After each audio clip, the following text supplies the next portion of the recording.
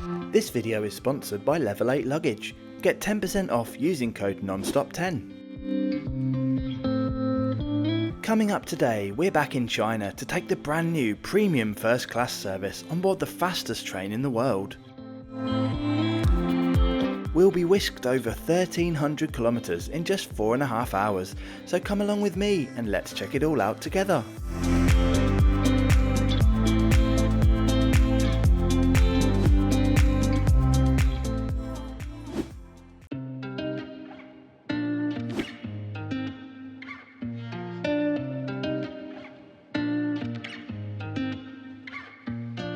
Welcome to the Great Wall of China. This section of the famed wonder of the world is just a 20-minute high-speed train ride from the Chinese capital. I've now visited twice and it's an amazing experience. I'm going to head to some new sections when I'm next in the area.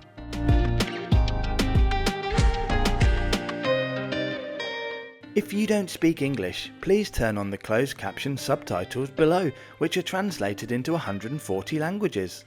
You can also now change the audio track to 8 other languages, including Spanish, Italian, French, German, Japanese and Hindi.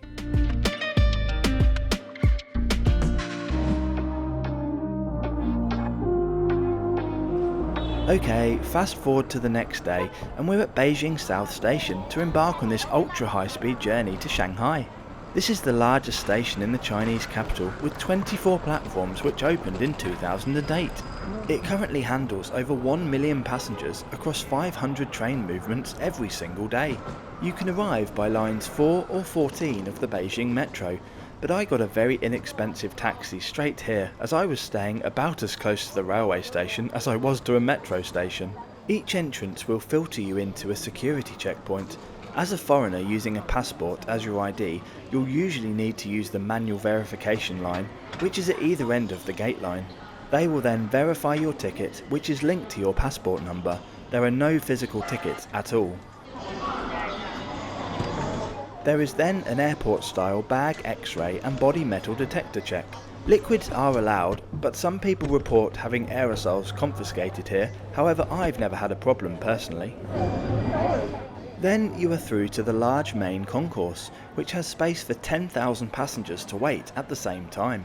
There are large departure boards, lots of seating and the boarding gates arranged near the edges on both sides of the concourse.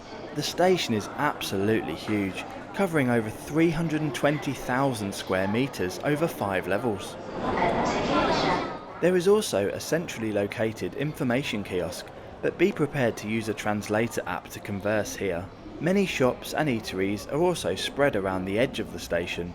These include familiar Western brands such as Subway and KFC. There are also lots of vending machines and toilets too.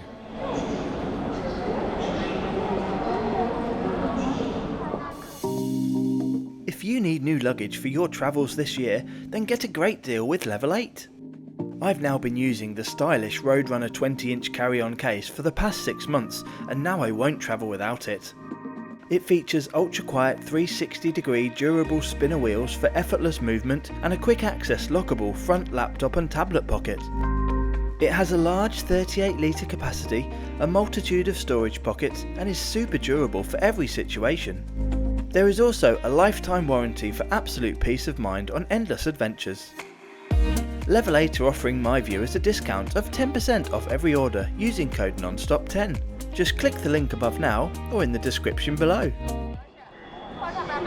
For first-time travellers, Chinese stations can feel very confusing and absolute chaos. The large departure boards here have all information in Chinese and English, however some are only in Chinese.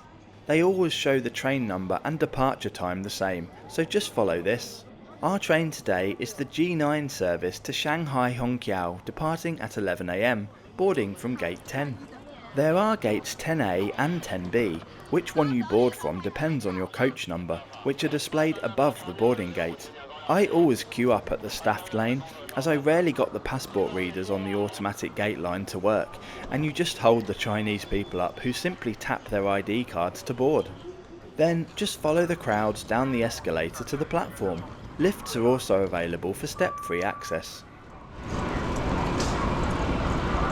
Our ride down to Shanghai today will be on board this 4-class, 17-car Fuxing CR400 high-speed EMU, specifically the AF-BS version, which is the only model which features the premium first class which we'll be checking out today. These have a design speed of 400 km per hour, an in-service speed of 350 km per hour, and a power output of 19,200 kilowatts. They are currently the fastest regular service trains in the world. They certainly look the part too. I absolutely love the aesthetics of these things.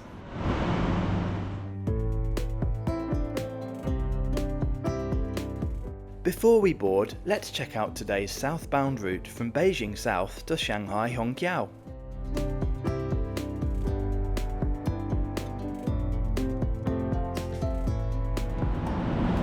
Boarding at all doors is level with the platform, with just a very small gap to cross. My first impressions of this new premium first class is good. The seats look excellent. All are laid out in a 2+2 configuration across the wide coach. Luggage can be stored behind the last row of seats or on the large overhead racks. There are also luggage stacks in some vestibules.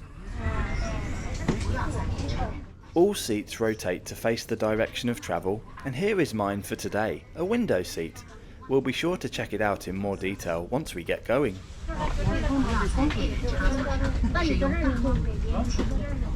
Let's settle in as we'll be departing shortly. Do not take this train.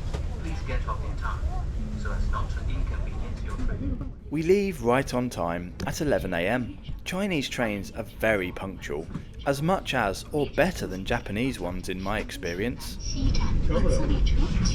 Today's journey from Beijing South to Shanghai Hongqiao covers 1,318 kilometers, which will take us just 4 hours and 37 minutes to complete. Our maximum speed will be 350 km per hour, and our average speed will be an astonishing 286 km per hour, including stops. The premium first class fare is 1,457 Chinese yuan per adult. This is the second highest of 4 classes of travel. On screen now are the prices of the others. We'll take a look at them all later on in the journey. Children aged 11 and under get a 50% discount on all these prices. Once you've seen them all, be sure to leave me a comment to let me know which one you choose.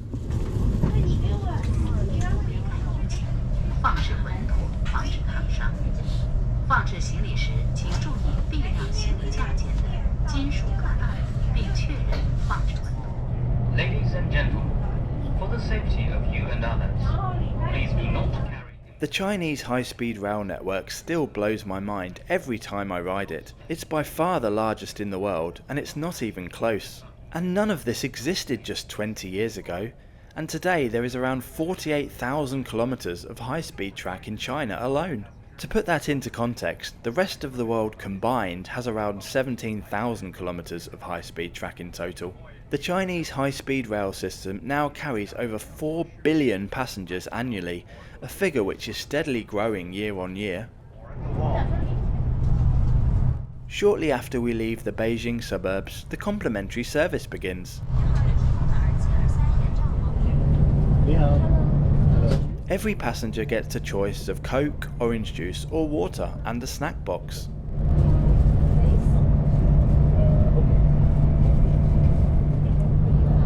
You can also choose a tea or coffee, and an eye mask is provided. The snack box has a variety of sweet and savoury treats, including biscuits, crackers and some undisclosed type of meat sticks. This is the only complimentary offering on the journey, although other paid options are available, as I'll show you in a bit. We are soon up at close to today's maximum speed of 350 km per hour and whizzing through the northern China landscapes. Unfortunately, it's a bit of a dreary day today, and the train window views aren't exactly exhilarating.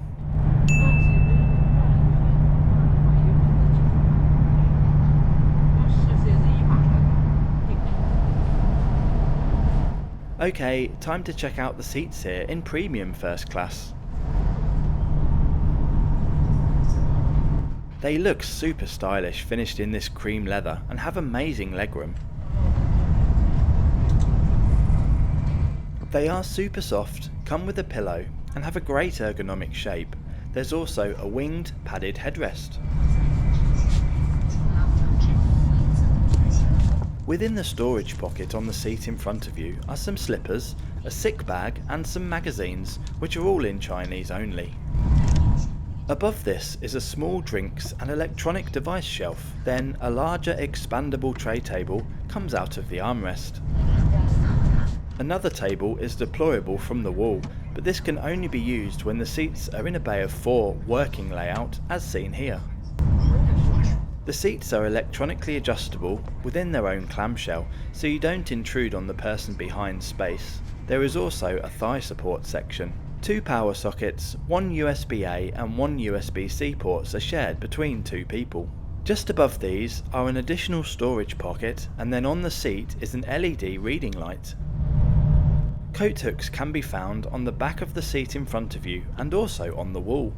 Finally, the windows are equipped with full-length sunblinds. This is an excellent product in my opinion. It fits in well between first and business classes and is reasonable value for money.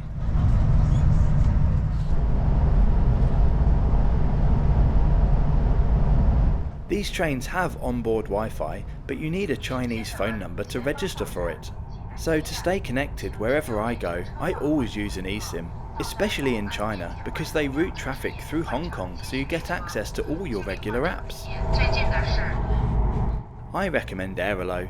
You can get $3 off your first eSIM by clicking the link above or in the description below and using the code on screen now.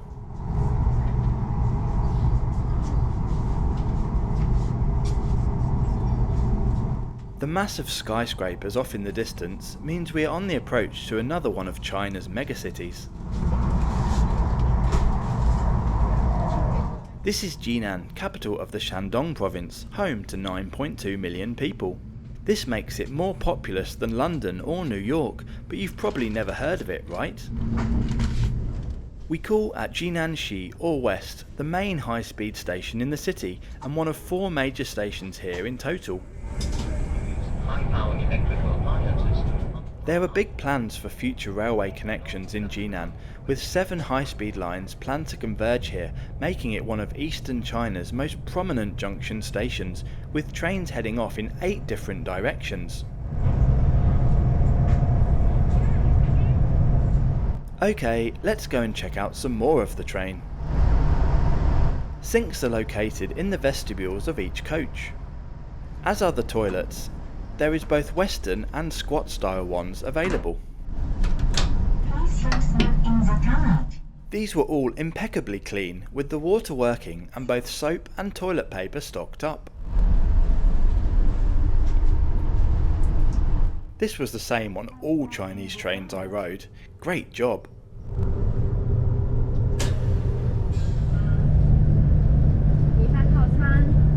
A trolley service periodically roams the train, selling meals, snacks and additional drinks.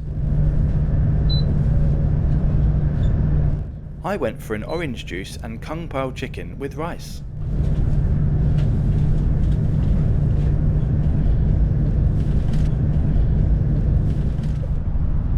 The meal was actually really tasty and the juice was fresh and cold.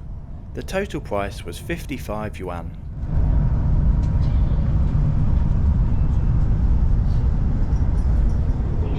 There are also hot water dispensers in the vestibules where you can make up pot noodles, etc. that you've brought with you.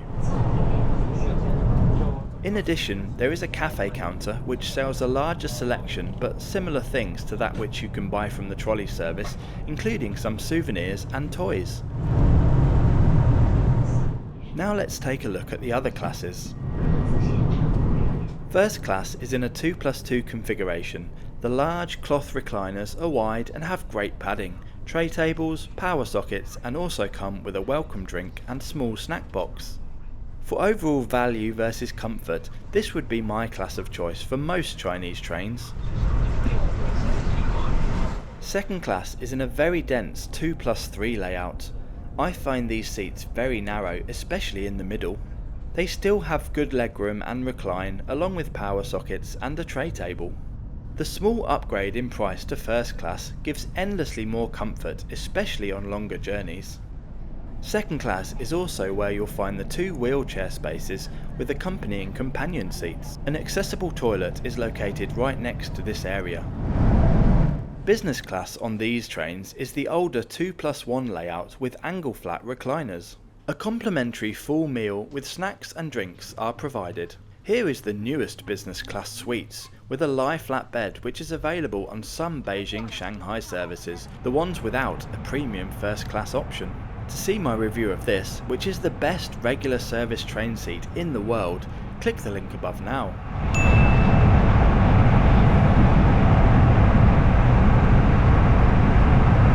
If you want ad-free early access to every video, great perks and to help me do bigger and better reviews, then become a channel member from just £1.99 per month. Just click the join button in every video. Thank you! The miles just fly by endlessly on this train, and if you're not looking out the window, you'd be hard pushed to even realise we were moving, let alone at 350 km per hour. The ride quality is excellent, the best I've ever experienced on a train anywhere in the world.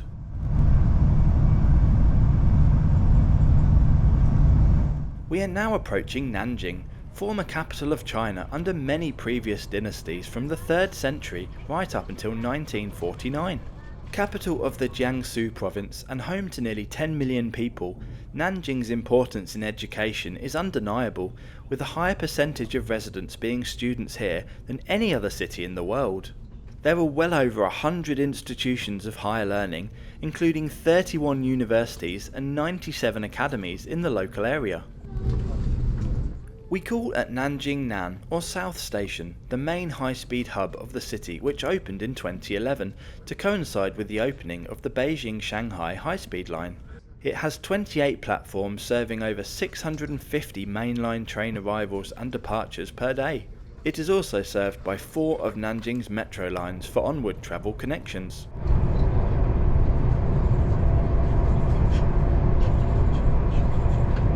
We are now on the home straight, so let me summarise this trip from Beijing to Shanghai on board this Fuxing CR400AF in premium first class. Overall, I had a brilliant trip. It was fast, efficient and great fun. These trains are excellent, and this recently introduced 4th class on these flagship services is very good in my opinion. The trains are immaculately clean and very comfortable. The onboard service is also impeccable with very friendly staff. There's a price point for everyone, you just need to decide the comfort level you'd like. For me, it would be first or premium first. The price versus service and comfort makes them both pretty good value. I wouldn't pick business class unless it was a service that came with the individual suites. I feel that the 2+1 business class on these specific trains just isn't as exclusive enough to warrant the high price difference. These trains are cheaper by between 20 and 50% versus flying in a premium cabin on the same route, and quicker when you consider airport waiting times. The only question that remains now is which class would you choose now you've seen all that's available? Leave me a comment below.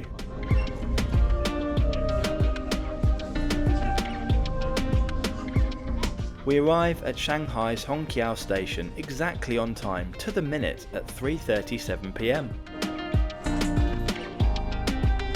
This station is located right next to Shanghai Hongqiao Airport, with both being located on the express airport link line between both Shanghai airports and various metro stations in between. Metro lines 2 and 10 also both service the airport and station here at the Hongqiao end.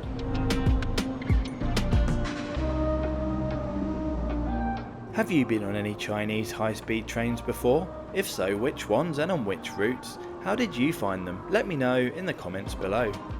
Don't forget to subscribe, and thanks for watching to the end, and I'll see you in the next video.